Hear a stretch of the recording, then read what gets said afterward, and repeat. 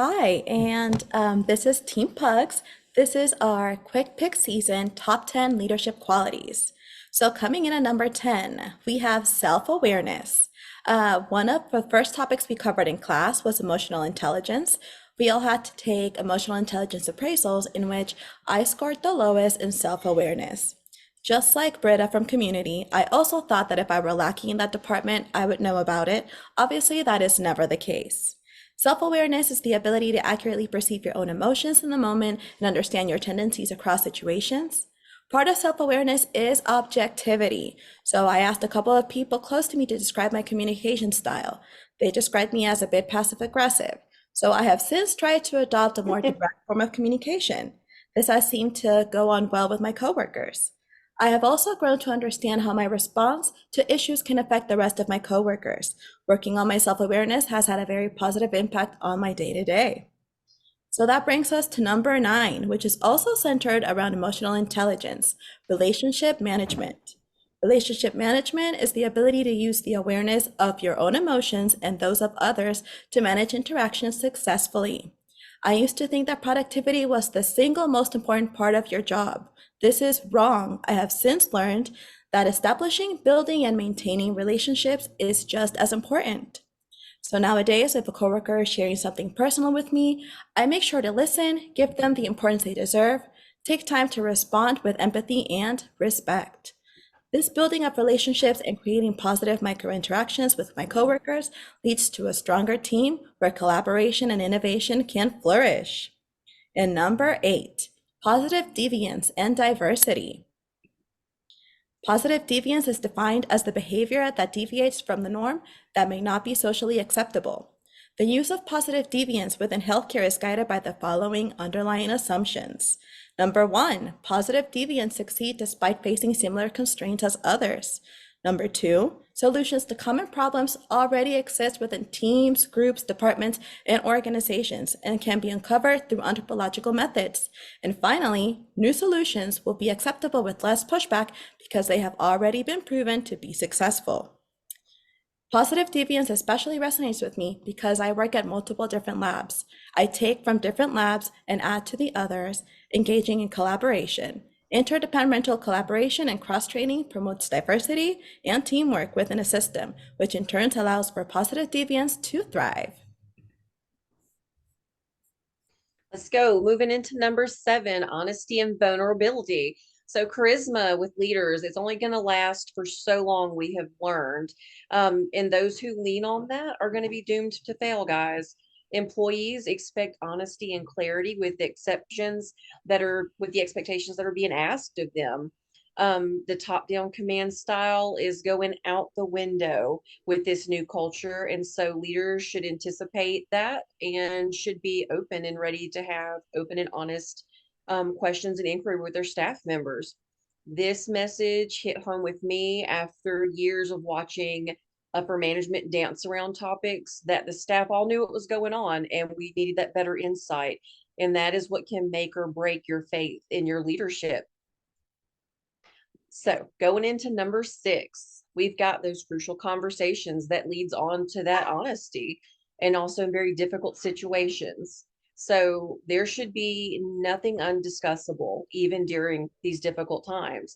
So this builds on that needed honesty that provides a guideline through crucial conversations on how we can get through it successfully so that our teams know what's expected of them and how to handle ourselves professionally in it. So, because the only way to know what someone intended is to ask them, and the only way to let that person know their impact is to tell them. So, this is something that has made a difference as I never anticipated being in the type of position I'm in now, where I'm personally responsible for diffusing staff and patient situations.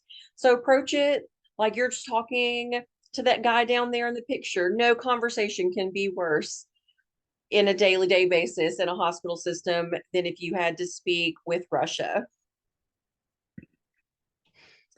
All right, coming in at number 5 is wellness. This is something that is super important in terms of culture and productivity. All of these facets of wellness are very important. If all parts of a machine are not maintained and functional, then the entire machine is not going to work well. And similarly, if we as employees are not taking care of our own wellness and our own well being, then we're not going to be able to contribute as well to the entire healthcare team. So, all of these facets of wellness are also positively impacting others. You can't have emotional wellness without also having all of these others. And in the same way, working on your social wellness is also going to positively impact all of these other areas of wellness. And so, without working on your own personal wellness, innovation is not going to occur because innovation can't occur without healthy and functioning contributors. So heading into number 4, we got SMART goals. It's an acronym, and for the S, we got specific. We want our goals to be really specific. The more detailed, the better. The M stands for measurable. So you want your goal to easily, at the end of it, you have to be able to tell whether or not you achieved your goal. The A, it stands for achievable. We want something that's very realistic to accomplish. Putting a goal as irrational is not doing anybody any good. The R stands for relevant. So we want these goals to be something that is going to help improve the quality of our everyday lives, whether that's within our team, within our unit, relationships, and obviously that has an endless route on that. And then finally, the T stands for time bound. You really want to put a time limit on these goals. This is going to help you get moving and not procrastinate and bettering yourself. And kind of just to encompass it all, put it all together, the goals that are outlined like this are going to be achieved way more likely than not. Creating realistic, specific goals that have hard deadlines will just add motivation and discipline for anybody working towards achieving that goal. And the SMART goal that I set for myself this semester, I ultimately didn't accomplish it, but it was kind of a blessing in disguise as it opened the door to a ton of other opportunities that I never would have thought I was going to have. Coming in at number 3, we have organizational toxicity and toxic leaders. So, in every organization, you're going to find bullying. Unfortunately, this is repeatedly undermining, belittling, and ignoring others, and this is going to lead to toxic environments. Toxic environments are not places where you're going to find innovation because individuals feel unsupported, and the organization as a whole is going to regularly experience failure and crisis. In times of failure and crisis, it is impossible to set aside energy to also innovate.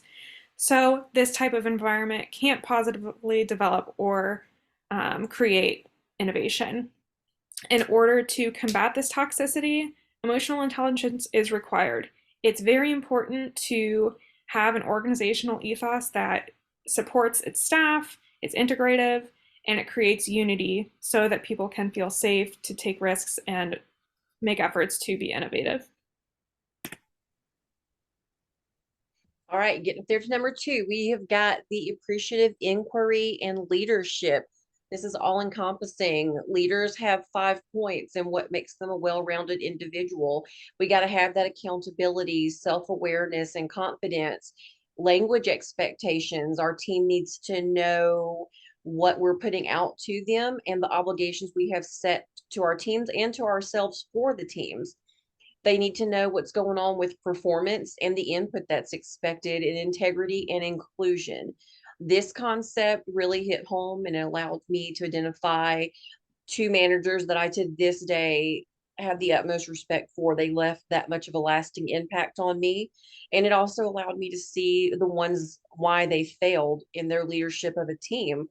Because their values did not uphold these 5 steps because they are that integral to keeping this team going.